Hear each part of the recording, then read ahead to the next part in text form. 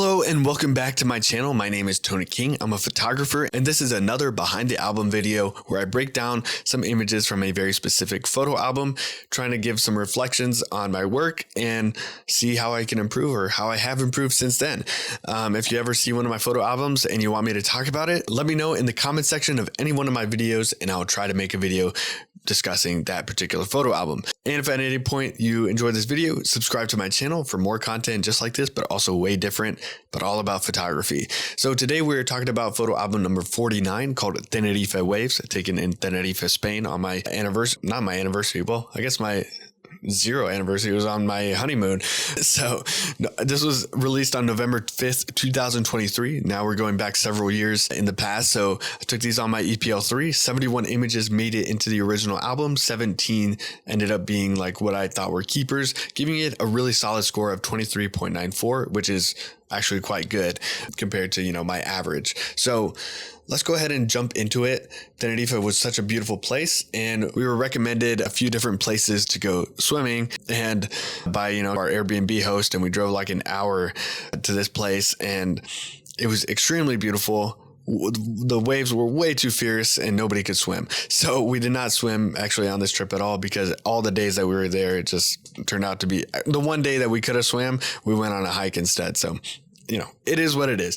So I think there's a really nice line of the rocks in this image and the blue is just super nice. Grim, foggy day in the background, but all these fierce waves create all this wonderful texture on the water. There's all this foam and splashing nature of it that I just think you can tell the energy when you look at this image. So it really sticks out to me for that. And overall, this color, this blue is awesome.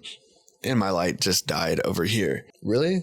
I charged you all night and you only last this long. All right, well, no more light. So moving on, it's the same little run of rocks there, but we have a little bit of foreground object on the left, which is just the architecture of this little town.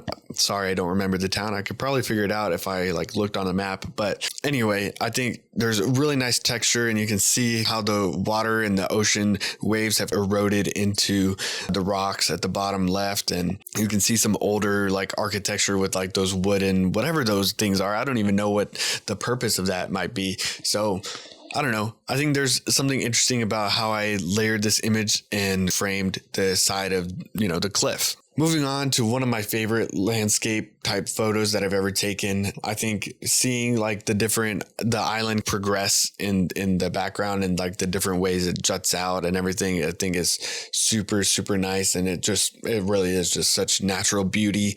And I think it's framed nicely by the rocks at the bottom of the frame that are really dark that set everything else up for the bright water, which you can see all the foam, the crashing waves, everything, and really nice blue values in there, some really bright blues, and then some more muted colors. Just a really, really beautiful place. I would definitely go back. And then across from where we're looking at, there was also this island, I guess you'd call it. Yeah, big rock that jutting out at a cross at the top that I thought was interesting. This gave me a feeling from the Harry Potter movie when Dumbledore and Harry Potter are going to get in the cave, get the necklace, and there's all the zombies or whatever. So I don't know, it gave me that feeling. So whenever a photo gives you a feeling, it makes a call back to something that you have experienced or seen. I think that's always a good thing. Again, framing with rocks at the bottom, I think is a good choice. So we didn't get to swim there and we saw that the weather was nicer towards the north of the island. So we drove all the way up to the north of the island to this other place, but this was also all closed off, but it turned out to be a really beautiful place to photograph golden hour.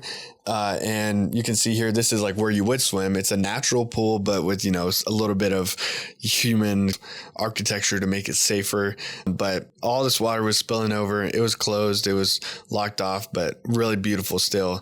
And you can see the juxtaposition between the water and the man-made coastal architecture. And here's a better look at that in a broader range. You can see how the pool is, but you can also see how wild the waves are in the back and how everything is a bit overflowed. So definitely wasn't safe. You can see a little, I guess that's a lighthouse type thing in the background too. And overall, the sky is also looking really nice. You can see that it's clearing up. There was some bad weather before, but there is good weather coming in. Nice. It's not even really golden hour, as in golden, but it almost has a pink quality to it. There's also the nice blues. So really nice soft color tones in this picture.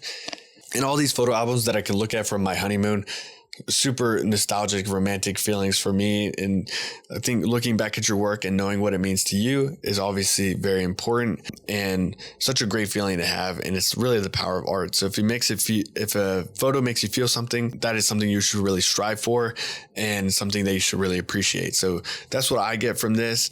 Like, I was there obviously, and I can remember that day, and I have really fond memories of this experience. So yeah, hopefully this reflection helps you with your own work and to reflect on, gives you the motivation to reflect on your own work or to take images when you're on a trip so that you can reflect on it in the future. I think that is super valuable.